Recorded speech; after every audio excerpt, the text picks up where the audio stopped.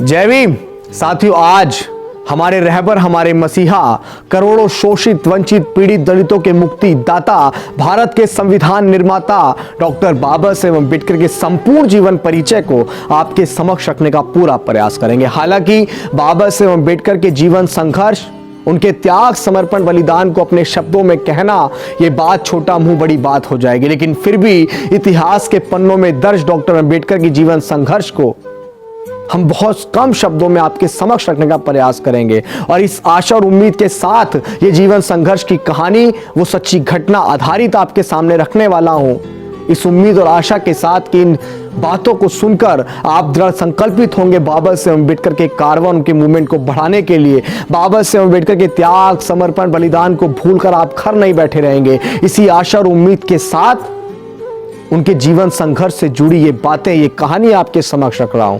आइए जानते हैं बाबा साहेब अम्बेडकर का जीवन संघर्ष। साथियों, बाबा साहेब अम्बेडकर का जन्म 14 अप्रैल 1891 को मध्य प्रदेश के महू गांव में पिता रामजी मालोजी सकपाल और मां भीमाबाई की 14वीं संतान के रूप में हुआ। उनके पिता ब्रिटिश सेना में महू छावनी में एक सैनिक थे। परिवार महार जाति से था, जिसे लोग बेहद ही निचले तबके का मानते थे, जैसा आप सब जानते भी हैं। उनका परिवार मराठी था, जो महाराष्ट्र के रत्नागिरी जिले के अंबावड़े गांव से था। सेना में काम करते हुए बाबा साहेब अम्बेडकर के पिता सूबेदार बन गए और वो हमेशा से अपने बच्चों की शिक्षा पर जोर देते थे। कुछ दिन बाद उनके पिता सेना से रिटायर हो गए और वो परिवार को लेकर सतारा चले गए, जहां कुछ दिन बाद बाबा साहेब अम्बेडकर की मां का, भीमाबाई का, बीमारी के चलते देहांत हो गया। अब बाबा साहेब अम्बेडकर समेत 14 भाई बहनों की देखभाल उनकी चाची ने कठिन परिस्थितियों में रहते हुए की। छुआछूत, घृणा और अपनी हीन मानसिकता की वजह से डॉक्टर्स भी अछूतों को बिना छुए उनका इलाज करते थे, जिसके कारण बाबा साहेब अम्बेडकर के 14 भाई बहनों में से केवल 3 भाई और 2 बहनें ही बच पाई। बाकी सभी 8 भाई बहन शोषण के कारण मारे गए। आस पड़ोस में सभी हिंदुओं के बच्चे स्कूल जाते थे, जिन्हें देखकर बाबा साहेब अम्बेडकर मनी मन चिढ़ा करते थे। उन्होंने अपने पिता से जिद की उन्हें भी स्कूल जाना है, लेकिन अछूत होने के कारण यह स्कूल में दाखिला मिल पाना कहां आसान था। मजबूर होकर उनके पिता एक ब्रिटिश अधिकारी के पास गए और उनसे विनती की कि उन्होंने जीवन भर सरकार की सेवा की है और बदले में उनके बच्चों को स्कूल में एडमिशन भी न मिल पाना, यह बहुत बड़ा अन्याय होगा। इसके बाद उस अधिकारी ने उनके बच्चों को स्कूल में एडमिशन दिलवा दिया, लेकिन यहां बाबा साहेब अम्बेडकर को छुआछूत के ऐसे कड़वे अनुभव हुए जिन्हें वह जीवन भर नहीं भुला पाए। बाबा साहेब अम्बेडकर स्कूल तो जाते थे, लेकिन दलित बच्चों को क्लासरूम के बाहर बैठाया जाता था और टीचर्स उन पर कोई ध्यान नहीं देते थे। यहां तक कि बाबा साहेब अम्बेडकर कोई छूता भी नहीं था, उस नन्हे भीम को कोई छूता भी नहीं था। यहां तक कि स्कूल का चपरासी दूर से पानी डालता था, जिसे वो अपने हाथों से इकट्ठा कर कर पीते थे, क्योंकि मटके को छूने और गिलास से पानी पीने की इजाजत तक उनको नहीं थी। और जिस दिन चपरासी नहीं आ पाता, उस दिन बाबा साहेब अम्बेडकर पूरे दिन प्यासे रहते थे। जब बाबा साहेब अम्बेडकर स्कूल जाते थे तो वो पास के कुएं से पानी खींचकर पी लेते थे। उस दौरान कुछ ब्राह्मणों ने उन्हें देख लिया। फिर क्या था, बाबा साहेब अम्बेडकर को उसी कुएं पे पकड़ लिया, उस नन्हे भीम को पकड़ लिया और जूते चप्पलों से उनकी पिटाई की गई और इस शर्त पर छोड़ा गया कि वो फिर कभी उस कुएं का पानी नहीं पिएंगे। और एक बार वो बाल कटवाने के लिए नाई के पास गए तो नाई को पता था कि वो महार जाति के हैं। वो उनसे नफरत भरी आवाज में बोला कि अरे अछूत, मैं तेरे बाल कैसे काट सकता हूं, भाग जा यहां से और फिर कभी यहां मत आना। इन घटनाओं से बाबा साहेब अम्बेडकर के स्वाभिमान को बहुत गहरी ठेस पहुंची। उनकी आंखें आंसुओं से भर गईं। नन्हे भीम के बाल घर पर ही उनकी बहन ने काटे। बाबा साहेब अम्बेडकर बड़े ही स्वाभिमानी लड़के थे और वो अपने पैरों पर उठ खड़ा होना चाहते थे ताकि परिवार की आर्थिक स्थिति में कुछ सुधार हो। बाबा साहेब अम्बेडकर ने सुन रखा था कि सतारा जाने वाले लड़कों को बॉम्बे जाकर काम मिल जाता है। इसीलिए उन्होंने तय किया कि वो बॉम्बे जाकर किसी मिल में काम करेंगे। लेकिन बॉम्बे जाने के लिए बाबा साहेब अम्बेडकर के पास किराया नहीं था।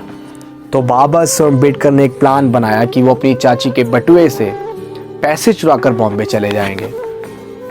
बाबा साहेब अम्बेडकर ने लगातार 3 रातों तक बटुए को चुराने की कोशिश की जो उनकी चाची की कमर से बंधा हुआ था, लेकिन कोई सफलता उन्हें नहीं मिली। कहीं जाकर चौथी रात को वो बटुए को चुरा पाए, लेकिन उन्हें बड़ी निराशा हाथ लगी क्योंकि उसमें केवल आधा आना ही था जिससे वो बॉम्बे नहीं जा सकते थे।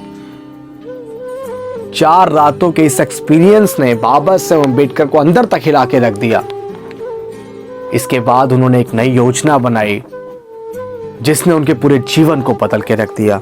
उन्होंने निश्चय किया कि वो पढ़ लिख कर अपने परिवार के लिए रोजगार प्राप्त करेंगे और अपने अंदर की सभी बुरी आदतों को छोड़ देंगे। उनके सूबेदार पिता रिटायर होने के बाद नौकरी की तलाश में बॉम्बे जाकर बस गए और यहीं के मराठा स्कूल में उन्होंने बाबा साहेब अम्बेडकर का एडमिशन करवा दिया। यहां पर उन्होंने हार्वर्ड की इंग्लिश रीडर और बहुत सी अन्य किताबों का अध्ययन किया अपने पिता की देखरेख में। अपनी पढ़ाई के अलावा वो बहुत सी और ग्रंथ और बुक्स पढ़ने लगे। उनकी इस आदत से उन्हें बुक्स कलेक्ट करके पढ़ने का शौक लग गया। उनके पिता पर उनका ये शौक काफी महंगा पड़ने लगा, लेकिन वो चाहते थे कि बाबा साहेब अम्बेडकर पढ़ लिख कर बड़ा आदमी बने। उन्होंने कर्ज लेकर बाबा साहेब अम्बेडकर को बॉम्बे के एल्फिंस्टन स्कूल के अंदर पढ़ने भेजा, लेकिन यहां भी छुआछूत ने बाबा साहेब अम्बेडकर का पीछा नहीं छोड़ा। एक बार टीचर ने बाबा साहेब अम्बेडकर से मैथ्स का सवाल सॉल्व करने को कहा, लेकिन जैसे ही बाबा साहेब अम्बेडकर बोर्ड की तरफ बढ़े वैसे ही अगली जाति के बच्चे चिल्ला पड़े कि सर भीम अछूत है, उसे रोकिए। दरअसल बोर्ड के पास उन बच्चों के लंच बॉक्स रखे थे जो बाबा साहेब अम्बेडकर की परछाई पढ़ने से अपवित्र हो सकते थे, और क्या था, बच्चों ने तुरंत वो डब्बे वहां से उठा लिए। उस घटना की वो आवाज बाबा साहेब अम्बेडकर के कानों से वो दिल में उतर गई, जिसने बाबा साहेब अम्बेडकर को पूरा निचोड़ दिया। हालांकि बाबा साहेब अम्बेडकर ने उस सवाल को कुछ सेकंड में ही सॉल्व कर दिया जिसे कोई नहीं कर पाया था। टीचर समेत सभी स्टूडेंट्स होचक्के रह गए थे। इसके बाद उन्होंने हाई स्कूल पास किया और 16 वर्ष की उम्र में उनका विवाह 9 वर्ष की मां रमाबाई के साथ कर दिया गया। कॉलेज की पढ़ाई के लिए उन्होंने एल्फिंस्टन कॉलेज के अंदर एडमिशन लिया। पढ़ाई के दौरान उनकी मुलाकात एक टीचर कैलुस्कर से हुई, जिन्हें पहली मुलाकात में बाबा साहेब अम्बेडकर ने बता दिया था कि मैं अछूत हूं, कृपया मुझसे दूर रहिएगा। उनके बेबाक अंदाज और पढ़ाई के प्रति जुनून ने कैलुस्कर को बहुत ज्यादा इंप्रेस कर दिया और वो बाबा साहेब अम्बेडकर को लेकर बड़ौदा के शिक्षा प्रेमी महाराज संभाजी गायकवाड़ के पास चले गए। जब महाराज बॉम्बे आए हुए थे तो वो वहां एक सभा कर रहे थे, जहां उन्होंने बाबा साहेब अम्बेडकर से कुछ सवाल किए जिनका उत्तर बाबा साहेब अम्बेडकर ने बड़े अच्छे से दिया। इसके कुछ वर्ष बाद बड़ौदा के महाराज ने कुछ विद्यार्थियों को कोलंबिया यूनिवर्सिटी अमेरिका भेजने का निर्णय लिया और बाबा साहेब अम्बेडकर महाराज से मिले। उन्होंने बाबा साहेब अम्बेडकर समेत 4 बच्चों को छात्रवृत्ति देकर अमेरिका पढ़ने भेजने का निर्णय लिया। 4 साल बाद जब बाबा साहेब अम्बेडकर भारत वापस आए तो बड़ौदा के महाराज के यहाँ मिलिट्री सेक्रेटरी के रूप में काम करना शुरू किया, लेकिन सैन्य अधिकारियों को महार जाति के एक तुच्छ लड़के को सेना के उच्च अधिकारी के रूप में बैठा देना पसंद नहीं आया। कुछ दिन बाद उन्होंने वहां से नौकरी छोड़ दी और सन 1919 में वो लंदन चले गए, जहां अथक परिश्रम और मेहनत से उन्होंने एमएससी, बीएससी तथा बैरिस्टर एट लॉ की डिग्री प्राप्त की। 1923 में वो भारत वापस लौट आए और उन्होंने वकालत शुरू कर दी। वकालत करते हुए उन्होंने देखा कि दलितों पर कितनी बुरी तरह से शोषण किया जा रहा है। तब से उन्होंने अपना जीवन छुआछूत को खत्म करने के लिए समर्पित कर दिया। उन्होंने मुसलमानों और सिखों के अलग से मतदान को देखते हुए दलितों के लिए भी अलग से मतदान की मांग उठाई, जिसके कारण गांधी जी आमरण अनशन पर उतर आए। गांधी जी के कारण उन्होंने अपनी ये मांगे पीछे ले ली। बाबा साहेब अम्बेडकर फिलोसोफर, राइटर और एक महान लीडर थे जिन्होंने न केवल समाज में सदियों से दबाए गए दलित अछूतों के लिए लड़ाई लड़ी, बल्कि इतनी भिन्नताओं से भरे इस भारत को एक संविधान के अंदर बांधने का काम भी किया। जब आजादी के वक्त भारतीय नेता आजादी और नए संविधान को स्वयं बनाने की बात कर रहे थे, तब ब्रिटेन के प्रधानमंत्री विंस्टन चर्चिल ने कहा था कि बनाने दो भारतीयों को अपना अलग संविधान। भारत के अंदर इतनी डाइवर्सिटीज हैं कि इसके लिए एक कानून बनाना इम्पॉसिबल है। भारत जल्द ही बिखर जाएगा और टूट जाएगा। लेकिन इतिहास गवाह है साथियों कि बाबा साहेब अम्बेडकर ने इतने कम समय में भारत को सबसे बड़ा, दुनिया का सबसे बड़ा लिखित संविधान बनाकर दे दिया। जिसके बाद 1950 में बाबा साहेब अम्बेडकर बौद्ध धर्म के एक सम्मेलन में श्रीलंका चले गए। भारत लौटने के बाद उन्होंने नागपुर में 14 अक्टूबर 1956 में अपने लाखों अनुयायियों के साथ हिंदू धर्म त्याग कर बौद्ध धर्म की दीक्षा प्राप्त कर ली। बाबा साहेब अम्बेडकर ने हिंदुओं में प्रचलित जाति व्यवस्था की घोर निंदा की। इसके लगभग 2 महीने बाद वो दिन आया जब बाबा साहेब अम्बेडकर 6 दिसंबर 1956 को बीमारियों के चलते हमें इस आंदोलन को हमारे बीच से छोड़कर चले गए। बाबा साहेब अम्बेडकर का अंतिम संस्कार बौद्ध धर्म के रीति रिवाज से मुंबई में हुआ।